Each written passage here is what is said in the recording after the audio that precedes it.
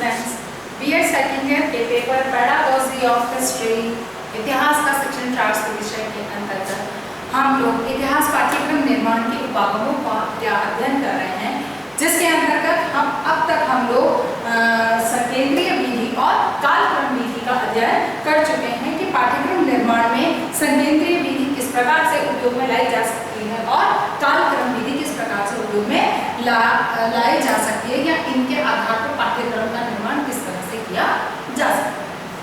अब हमारे सामने बात यह आती है, आगे बढ़ने से पहले हम इन दोनों विधियों में अंतर को समझेंगे कि कालक्रम विधि और संकेंद्रीय विधि में क्या अंतर है, क्योंकि ये दोनों निश्चित है कि एक जैसा तो हम नहीं कह सकते हैं, लेकिन कुछ समानताएं होती हैं तो कुछ इनमें भिन्नताएं पाई जाती हैं।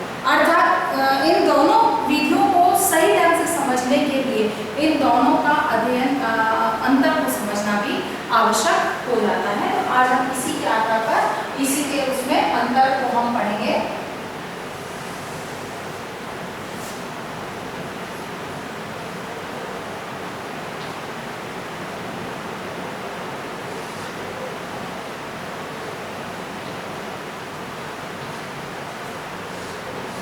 कालक्रम विधि और यहाँ पर हम लिखेंगे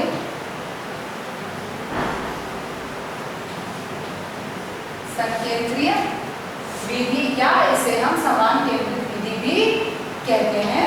ये वह विधि, ठीक है। सबसे पहला अंतर इन दोनों में जो हम देखेंगे वो है काल व समय के अनुसार विभिन्न स्तरों में इतिहास के पाठ्यक्रम को काल व समय के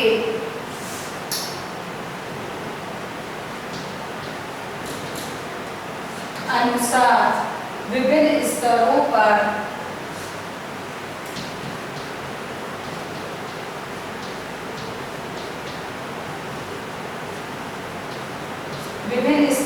इतिहास की पाठ्य वस्तु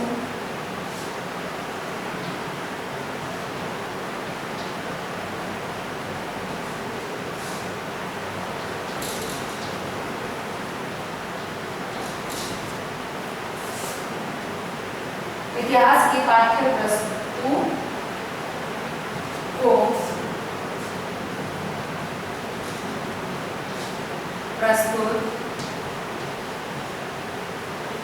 किया जाता, ठीक है। संकेंद्रीय विधि के अंदर इसमें वाक्य के विकास की अद्भुत विभिन्न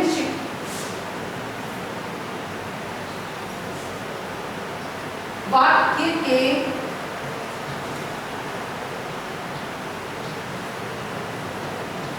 अद्भुत विकास के द्वारा विभिन्न स्तरों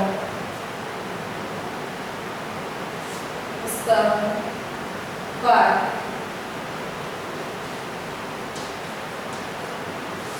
इतिहास पाठ्य वस्तु की आवृत्ति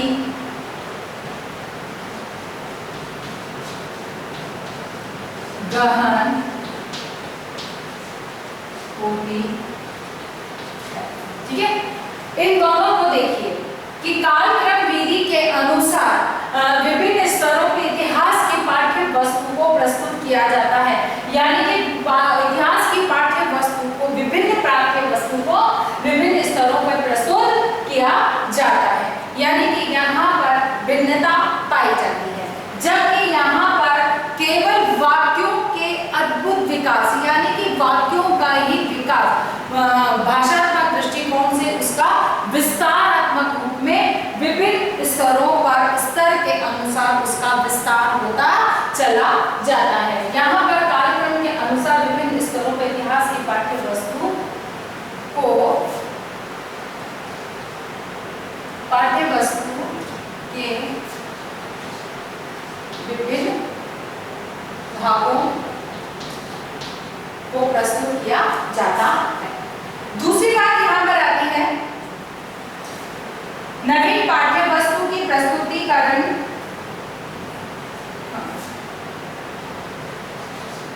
नवीन पाठ्य वस्तु के कारण रोचक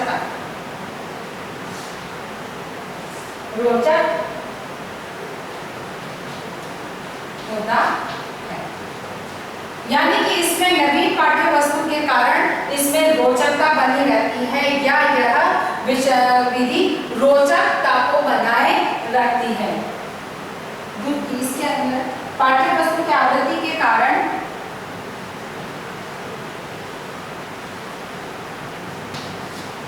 पाठ्य वस्तु की आवृत्ति के कारण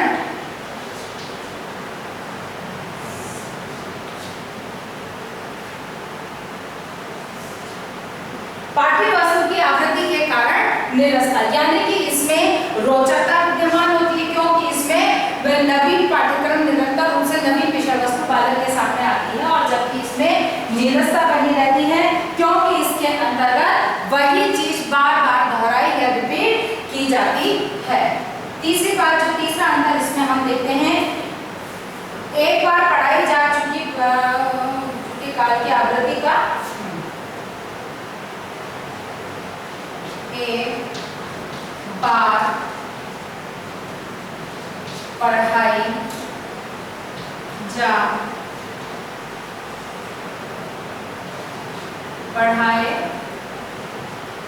चुके काल की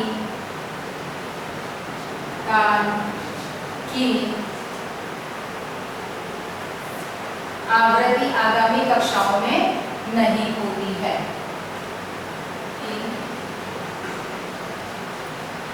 आवृत्ति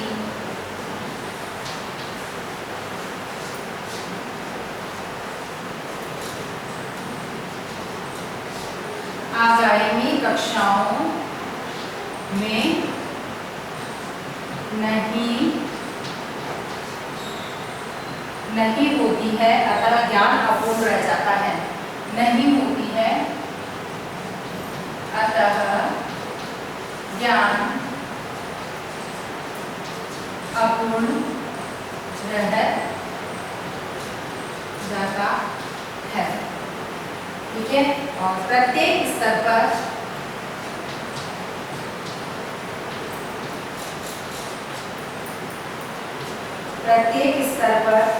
विषय के वृत्त और परिधि बढ़ती है।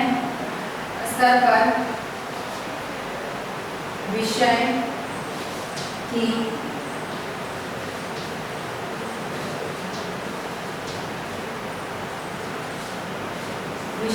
परिधि बढ़ती है, जिससे शिक्षार्थी किसी भी स्तर पर परिधि बढ़ती है, अतः किसी भी स्तर पर ज्ञान पूर्ण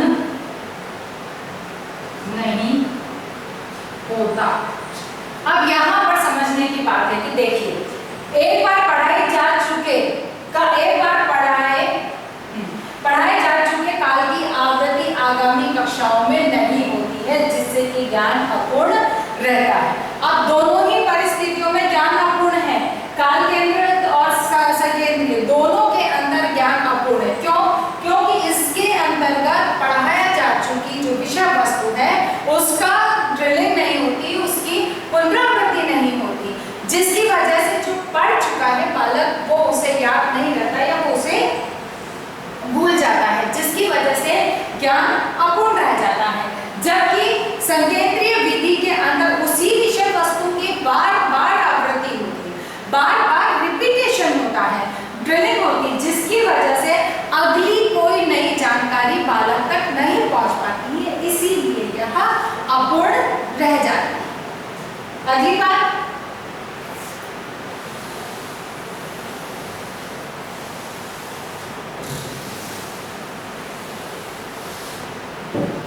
नेक्स्ट आता है निचले स्तर पर पढ़े ज्ञान का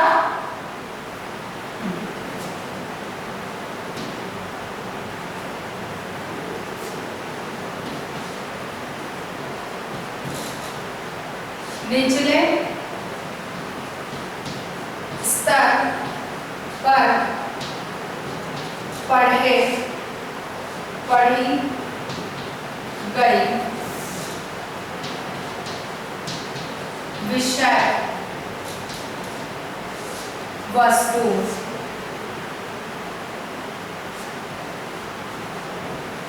उच्च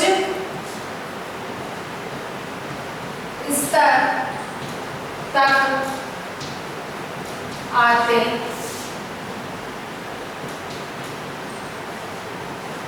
भूल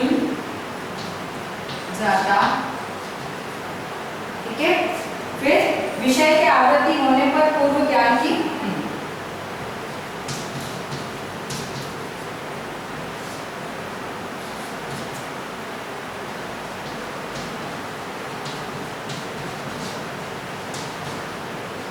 विषय की आवृत्ति होने से पूर्व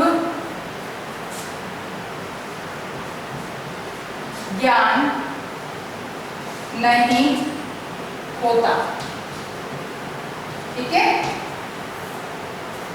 यहां पर पूर्व ज्ञान बेशक होता है, लेकिन उसकी रिपीटेशन नहीं होती, यानी कि कालक्रम विधि के अंतर्गत पूर्व ज्ञान बेशक होता है, क्योंकि हर बार एक नई चीज सामने आती है, लेकिन उसमें उसका जो पहले पढ़ चुका है उसका रिपीटेशन कहीं नहीं होता, जिसकी वजह से जो कुछ पहले पढ़ा है वो बालक भूल जाता है।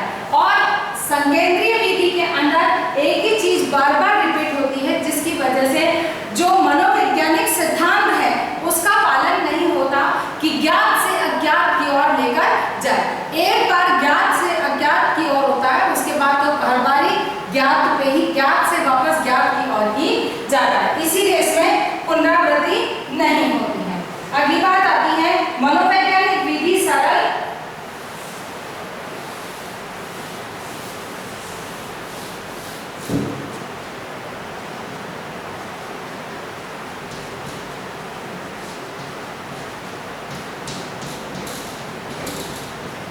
मनोवैज्ञानिक विधि सरल से कठिन की और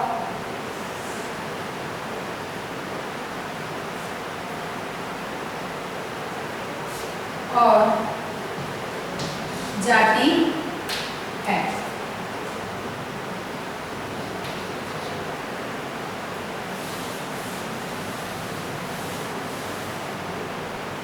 अमनोवैज्ञानिक है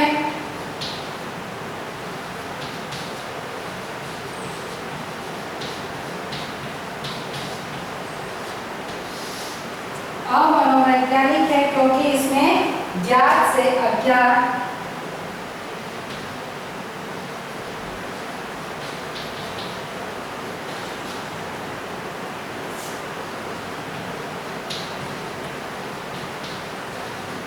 क्योंकि मनोवैज्ञानिक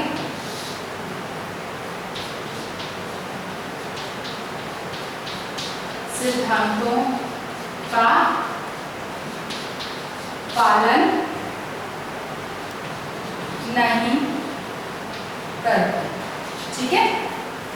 यह मनोवैज्ञानिक है क्योंकि ये सरल से कठिन और ज्ञात से अज्ञात की ओर चलने वाली विधि है, और यह अमनोवैज्ञानिक है क्योंकि ये मनोवैज्ञानिक सिद्धांतों का पालन नहीं करती, कि सरल से कठिन या ज्ञात से अज्ञात की ओर लेकर जाने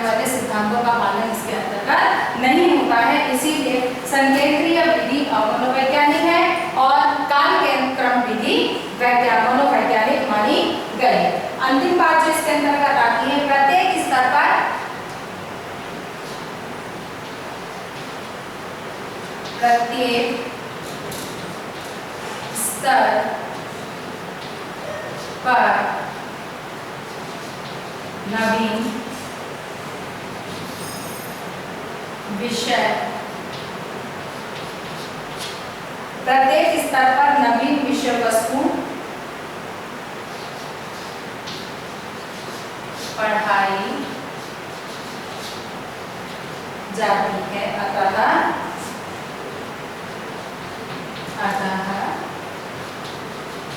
रुचि व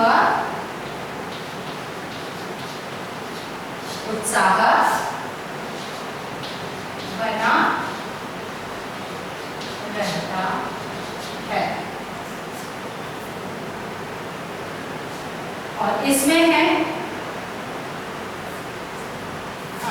पुनरावृत्ति के कारण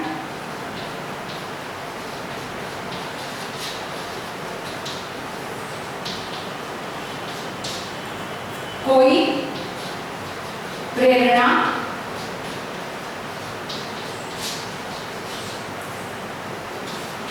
ठीक है। इसमें प्रत्येक स्तर पर नवीन विषय वस्तु के आने से बालक में रुचि उत्पन्न रहती है, उत्साह बना रहता है और उसके लिए एक मोटिवेशन के हर चांसेस, हर पॉसिबिलिटी इसमें बनी रहती है। लेकिन इसमें ऐसा कुछ नहीं होता है क्योंकि सेम चीज बार बार रिपीट होती है, जिसकी वजह से किसी भी प्रकार का कोई मोटिवेशन, किसी भी प्रकार का कोई इंटरेस्ट या रुचि, इसमें किसी प्रकार की कोई ऐसे क्रिएटिविटी के लिए चांसेस नहीं रहते हैं। इसीलिए जो कार्यक्रम विधि है संकेंद्रीय विधि की तुलना में अधिक उपयोगी या प्रभावशाली मानी जाती है। वर्तमान में शिक्षा के स्तर पर इसे अधिक रूप से अपनाया, इस पर विशेष मतलब इसको ध्यान में रखकर पाठ्यक्रम को निर्माण करने में मतलब इसका सहायक लिया जाता है, इसको आधार बनाया जाता है। अगली उपागम के बारे में हम अध्ययन करेंगे। इसमें अगला जो यहाँ सेकंड टॉपिक जो आज हम लेने वाले हैं वो है प्रकरण विधि।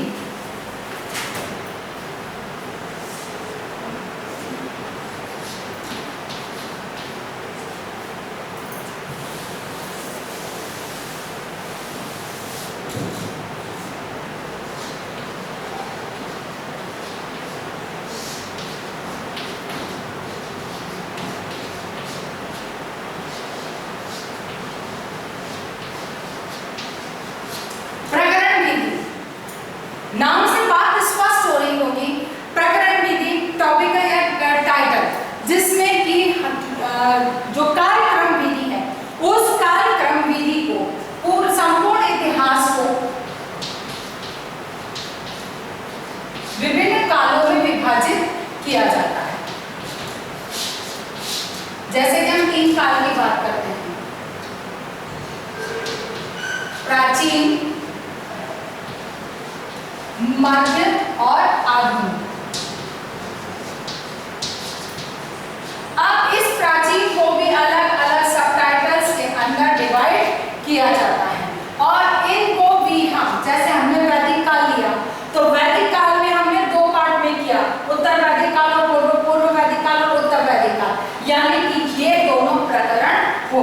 कहने का मतलब कि कार्यक्रम विधि का जो विभाजन किया जाता है और उस विभाजन के आधार पर जो एक टॉपिक या प्रकरण लिया जाता है वही प्रकरण विधि कहलाती है, जो कि संपूर्ण इतिहास की संपूर्ण जानकारी को छोटे छोटे भागों में क्रम के अनुसार छात्र के सामने प्रस्तुत किया जाता है, जिससे कि उसे हर इतिहास को समझने में सरलता हो, आसानी हो और वो मनोवैज्ञानिक दृष्टिकोण से बालक के लिए रोचकता का वातावरण बनाने में सक्षम हो सके।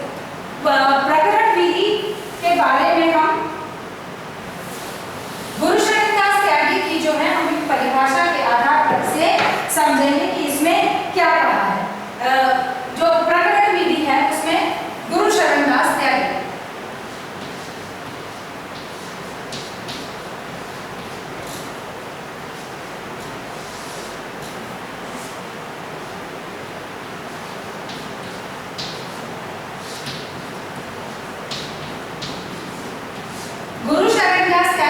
विचारों को हम जानेंगे, क्योंकि प्रकरण विधि का जो कहना चाहिए कि इस पर जो समर्थन किया गया था या इसके बारे में विचार किया गया था, वो किस आधार पर आया कि संकेंद्रीय विधि और कालक्रम विधि की जो दोष थे या उसकी जो कमियां थी उनको दूर करने के लिए इस विधि का उपयोग या इस विधि का कहना चाहिए प्रतिपादन किया गया। और इतिहास या किसी भी पाठ्यक्रम के अंतर्गत कि किसी भी पाठ्यक्रम किसी भी विषय वस्तु को सरल, बोधगम्य और रोचक बनाने के लिए आवश्यक है कि उसे प्रकरणों के अंदर विभाजित कर दिया जाए, जिससे कि बालक उसे सरलता से समझ सके और ग्रहण कर सके।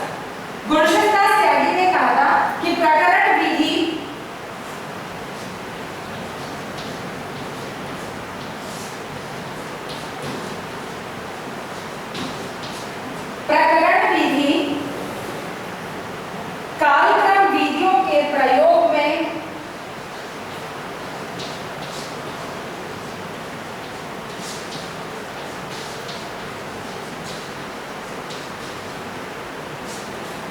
कालक्रम विधियों के प्रयोग में लाने का एक मार्ग है कालक्रम विधि को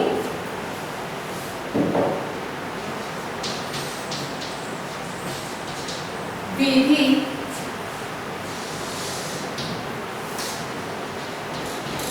को प्रयोग में लाने का एक मार्ग है। कालक्रम विधि के अनुसार समस्त इतिहास कालक्रम विधि के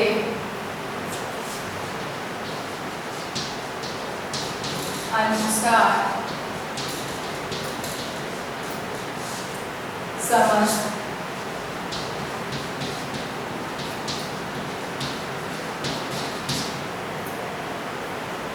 इतिहास को विभिन्न कालों में विभाजित कर विभिन्न कालों में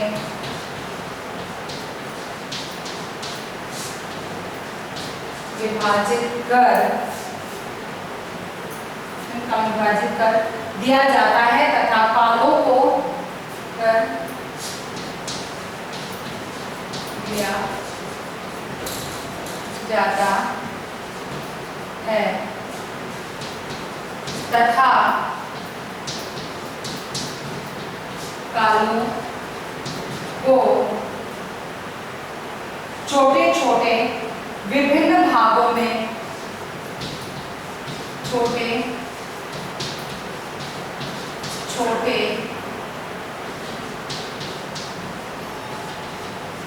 विभिन्न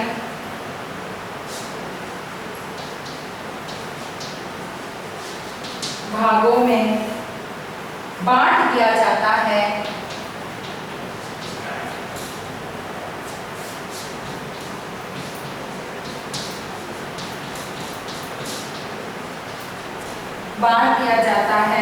और इन विभिन्न भागों के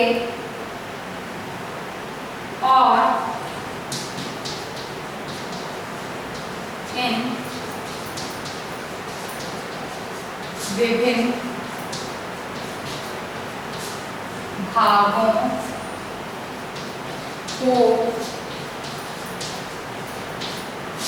प्रकरण के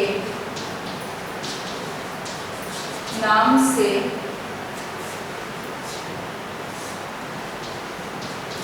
पुकारा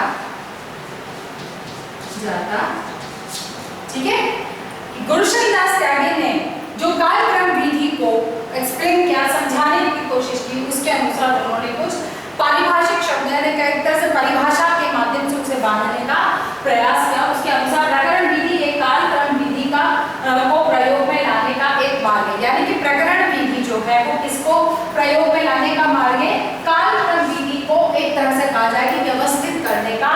तरीका है जिसमें कि कार्यक्रम विधि के अनुसार इतिहास को विभिन्न कालों में, जो इतिहास को विभिन्न कालों में बांटा गया है, उन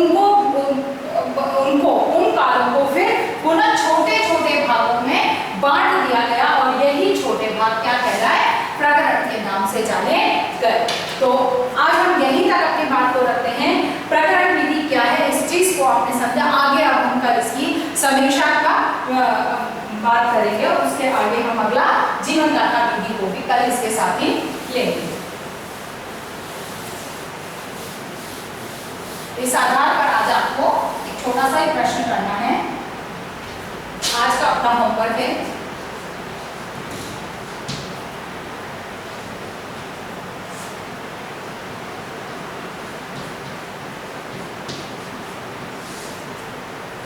कार्यक्रम विधि एवं